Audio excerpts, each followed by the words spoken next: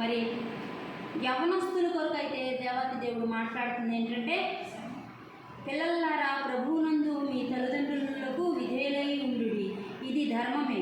నీకు మేలు కలుగునట్లును నీ తండ్రిని నీ తల్లిని సన్మానింపుము, అప్పుడు నీవు భూమి మీదను దీర్ఘాయుష్మంతుడు అగుదువు. ఇది వాగ్దానముతో కూడిన ఆజ్ఞలలో మొదటిది. దేవునికి స్తోత్రం.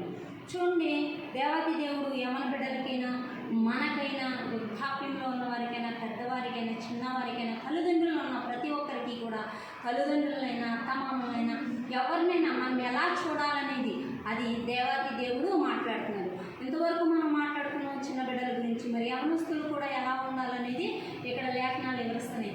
కాబట్టి మనము ఏది చేస్తే మంచిది, ఏది చేయకపోతే ఏది మంచో ఏదో చెడ్డదో మనం విచక్షణ కలిగి మనం దానిలో ముందుకు సాగిపోవాలి.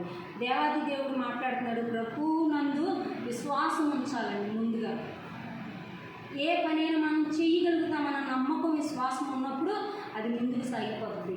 ఏంటంటే యెహోషువ యవన కాలంలో ఉన్నప్పుడు దేవునితో పని వేసుకొని మోషేతో దగ్గరగా ఉన్నప్పుడు మరి వాడుకున్నాడండి. మరి యెహోషువ గురించి ఒకనాడు మాట్లాడుకుందామండి. అలాగే యేసేపు గారిని దేవుడు ఎంతగానో వాడుకున్నారు. అన్నదమ్ముళ్ళు విసర్జించిన తండ్రి మరచిపోలేదు. తండ్రి ప్రేమ ఎంతో గొప్ప ప్రేమ అండి తండ్రిది, యాకోబు గారిది. మరి ఎంత ప్రేమను వలకవేసిన మరి యేసేపు గారు వచ్చారండి, రాలేకపోయారు. కానీ వారందరూ అన్నదమ్ముళ్ళందరూ కూడా మరి యేసేపు గారి గురించి కూడా ఒక దినం మాట్లాడదామండి.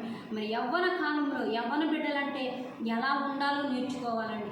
ప్రతి ఒక్కటి దేవుని వాక్యం మన దగ్గర ఉంటే, పరిశుద్ధ గ్రంథం 66 పుస్తకాలు ఉన్నాయి. మన చేతిలోనే పరిశుద్ధ గ్రంథం ఉంది. ఈ 66 పుస్తకాల్లో ప్రతి ఒక్క మాట దేవుడు మనకు అనుగ్రహించాడు. మనం చదివి ధ్యానించి ఆయన సన్నిధిలో మోకాళ్ళని ప్రార్థన చేసి ఆయన్ని అడిగితే మనకి కావాల్సినవన్నీ కూడా మన అనుగ్రహించే దేవుడు. కాబట్టి అటు కృప మనందరికీ తోడే ఉండి నడిపించుగాక. ఆమేన్. మీ అందరికీ నా హృదయపూర్వక వందనాలండి. మరి నా మాటలో దేవాది దేవుడు మనకి ఇచ్చిన మాటలను బట్టి దేవుడు కోట్లాది కృతజ్ఞతలు చెల్లిస్తున్నానండి. మరి మీరు ఏదైనా ఇంకా తెలుసుకోవాలనుకున్నప్పుడు మీరు ఫోన్ చేసి నాతో మాట్లాడండి.